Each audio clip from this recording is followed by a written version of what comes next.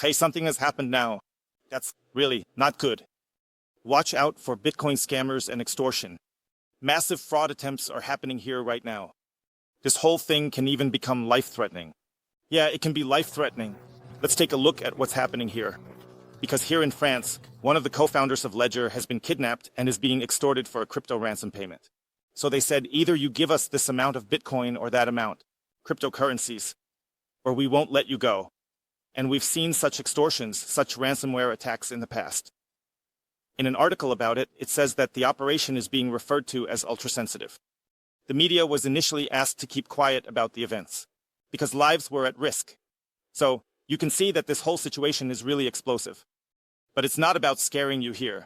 Rather, it's about understanding, first of all, what exactly happened here. And secondly, to understand how to protect yourself against such attacks, so that you don't end up getting kidnapped someday. And then the kidnappers or the press say, hey, send me 2 Bitcoin over here right now. Otherwise, I don't know, I'll just cut off your finger or something. There are definitely ways how to protect yourself against such attacks. There are some really simple ways. Of course, there are also more complex options. But you're not hopelessly at the mercy of just anyone. And additionally, you have to say that, of course, such attacks involve people getting kidnapped. And against Bitcoin, ransom money will then be released here again. That is, of course, still the absolute rarity is. That means it's always blown out of proportion. That definitely sounds super dramatic. Here was the Ledger co-founder or one of the Ledger co-founders. He was basically kidnapped here, and now it was about ransom money. And then there was the police. And it all turned out well in the end. So, it looks like the co-founder of Ledger has been released here. The police did a good job here. Here, Jameson Lobb also writes, confirming, that Ledger co-founder David Bayland was kidnapped here and a ransom in cryptocurrencies was demanded. He was rescued by GIGN and several suspects are in custody. So, it's really very, very explosive what's going on here right now. I'll also put the whole article down below for you. You can really read through what exactly happened there, because the details of what exactly happened here aren't really that important. We've actually seen attacks like this before in the past. Like, for example, people who were in the public eye, big personalities or something. There have actually been several cases where some shady people were killed, where people had large Bitcoin holdings, then suddenly the people were dead and so on. You never really know for sure whether that's just a coincidence. Some crimes just couldn't be solved. A lot of people assume that these were targeted attacks. There's also a website where you can see all the potential Bitcoin attacks against any whales who hold a lot of Bitcoin. They always seem to get caught somehow. Threatened. Or you just did a classic $5 ranch attack. They basically just stood next to him. He held the gun up and said, give me your Bitcoin now. Or, I'll shoot you just like that. So, to put it exaggeratively. Of course, it can happen with other things too. It doesn't necessarily have to be a gun. It could also be a knife, or whatever, you know. And in the end, this isn't about freaking out or anything. Because, first of all, the likelihood of something like that happening is very, very low. But this is really about what we can do. How can you protect yourself against such attacks? That means, how can you protect yourself? That at some point you might also get kidnapped and then just send people, for example, in a press release to your family. Hey, send me like 5 Bitcoin right now, or else your head's gonna be off or something. So, the first thing is really privacy. So, that's why I always say all the stuff about boat accidents, it's partly a joke. That I always do. When I say I've lost my Bitcoin, I don't have any Bitcoin, I don't own any Bitcoin. So, I often see this when people write in the comments here. So, hey, I finally reached 1 Bitcoin. I have 10 Bitcoin now, I have 5 Bitcoin, I now have 0.1 Bitcoin. Yeah, that's cool, and you can definitely do that. And there's nothing wrong with that. But from a privacy perspective, it's not really great. Smart. For example, just putting up a sign in front of your house and saying, hey, I've got this here, 10th Bitcoin or something like that at the start. Because if you have 10 Bitcoin, you're making yourself vulnerable right off the bat. Secondly, even if you only have small amounts of Bitcoin, even if it's just 0.1 Bitcoin, think about 10 years into the future.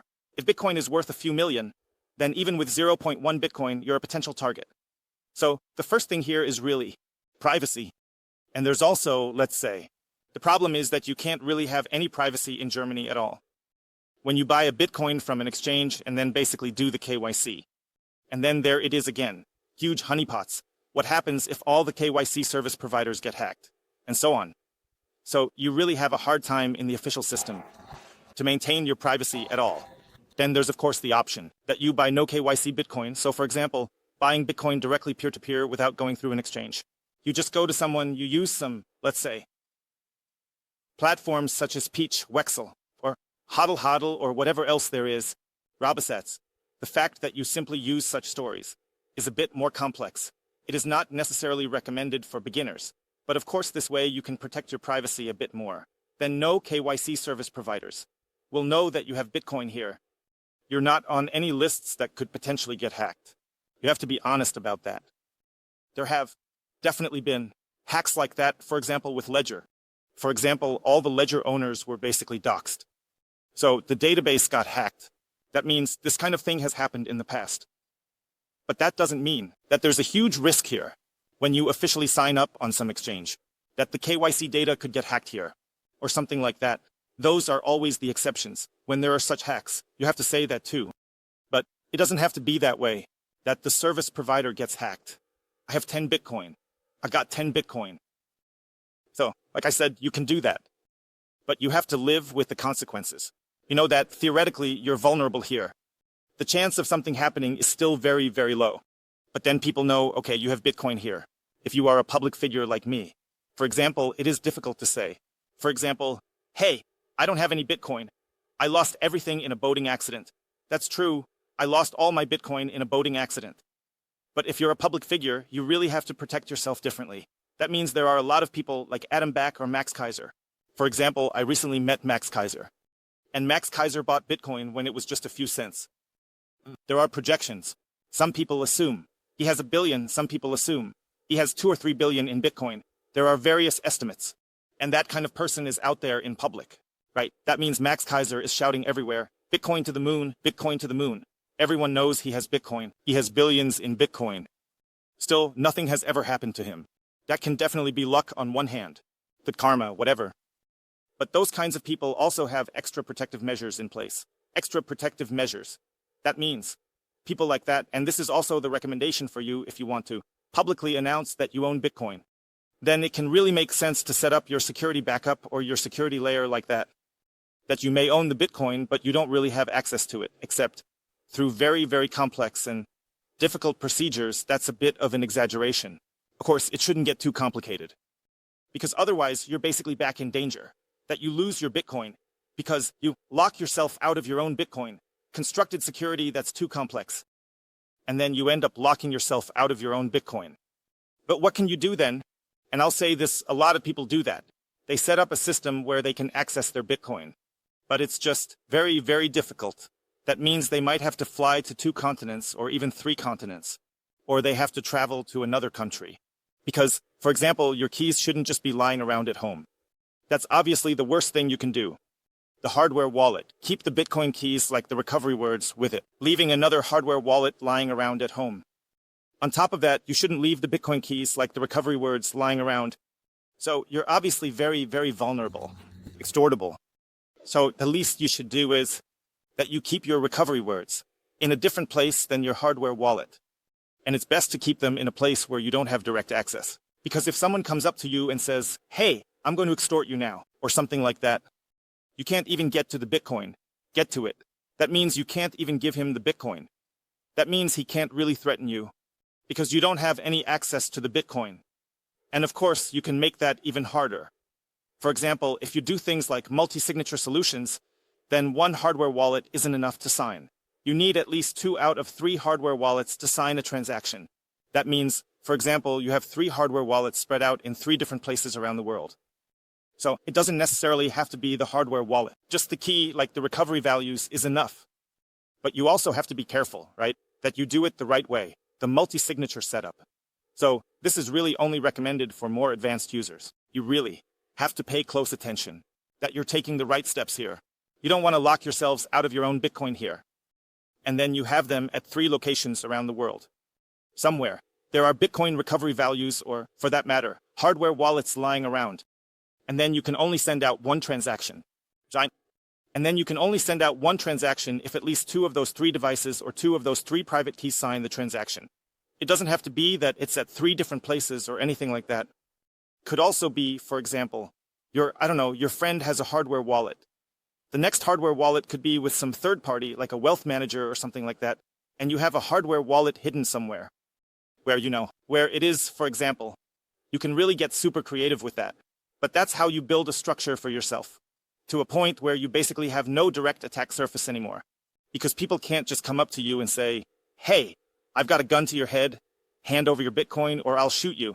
Because you really have no access to yours, Bitcoin. And then, of course, you can also relax relatively easily, like a Max Kaiser or someone walking around. Because everyone knows, like a Michael Saylor or whatever. Of course, he has securities and all that, but everyone knows that Michael Saylor doesn't have direct access to his Bitcoin. Michael Saylor can't just, let's say, okay, hey, I'm going to send out like 20 billion Bitcoin just like that, because he's obviously taken security precautions. I don't know, 20 billion Bitcoin just like that sent somewhere because he has definitely taken security precautions. This is just my assumption, but I'm pretty sure about it. That he doesn't just have some tracer hardware lying around at home, where, I don't know, 20 billion in Bitcoin or something like that is stored, but he's definitely going to have it geographically distributed with multi-signature and various techniques. For example, the next technique you can use. There's also the passphrase technique. But you really have to be careful, like I said, when you use techniques like that, like passphrase, multi-signature, then really inform yourselves about what that's all about. Because you don't want to end up logging out of your own Bitcoin. It's all pretty simple. But you really have to understand. You really have to dive deep into it. Multi-signature passphrase. Passphrase acts as a 25th word, added to your 24 words, to create a secret or sub-wallet. It's a really cool feature. Word. A secret wallet or a sub-wallet. Creating that is really, really awesome. Because that means you have someone, for example, who's blackmailing you or something like that. And then he has access to your hardware wallet, which is just lying around at your place. Now you open the hardware wallet, enter your password. And then there are, for example, 10,000 euros or something like that, or $10,000. And now on the hardware wallet, there's also a secret sub-wallet. But the attacker can't see that. Because for that, we need a 25th word. And no one but you knows that there's even a 25th word. There is. So you can now set up your hardware wallet.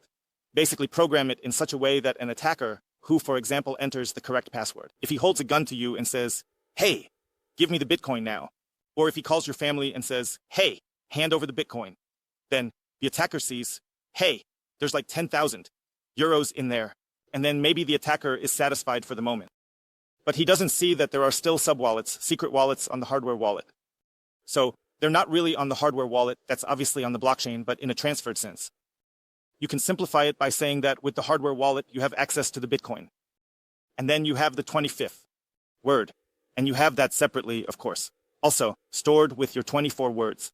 That's clear. Only when you enter the 25th word does the sub-wallet, the secret wallet, open. You can create multiple secret wallets there. Maurice Hofgen will open that wallet. That means you can also create 2 or 3 secret wallets. For example, using the word Maurice Hofgen will then open the wallet. There are 1 million Bitcoin on it. With the word, I don't know, Marcel Frachers. Then another wallet opens up and there are like 10 Bitcoin or something on it. And that's where you can get really creative. And that's how you can secure yourself a bit here against such attacks. So this video isn't really about scaring you, but the video is really about inspiring you to think about how to make your security backup even better and more secure, so that you're also prepared against potential extortion attempts, $5 range attacks, and so on. How to make the security backup even better and more secure, so that you're also prepared against potential extortion attempts, $5 range attacks, and so on. There are definitely more options out there that I can't think of right now.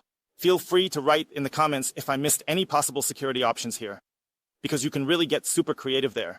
You can do some really crazy stuff there, and I'll also put a link down below. With a TREZOR hardware wallet, you can really do everything here, right? You can create a passphrase. You can set up a multi-signature setting.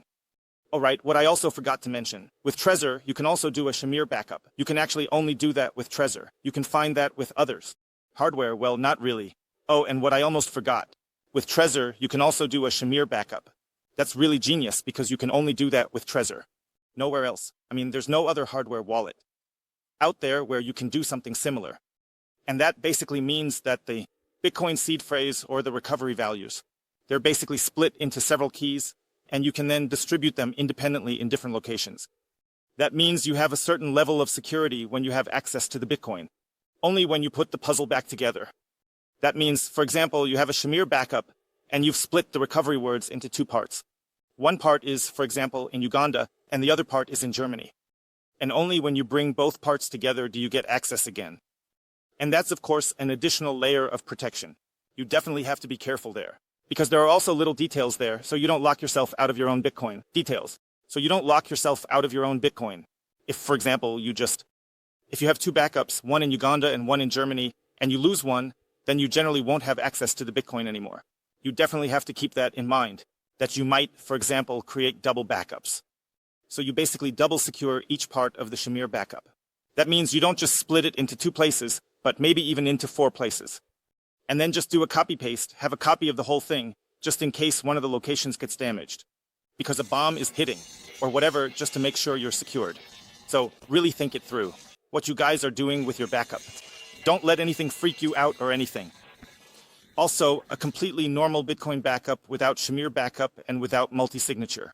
Without a passphrase, it's already very, very secure. So that also needs to be said. It's really just about if you want to get paranoid here. And to kind of protect yourself from those crazy attacks, which are very, very unlikely. If you want to protect yourself here as well, as I said, I'm putting a link down here to a TREZOR hardware wallet where you can go through all the security stuff. You can go through all the stories here, but there are so many more options with the TREZOR hardware wallet, but we can't go through all of them right now. You can also get 10% off when you buy a TREZOR Bitcoin wallet with the code Bitcoin Hotel. Everything in lowercase, Bitcoin Hotel. Let me know what you think about whether you've set up your security here well. See you later. See you later. Peace out.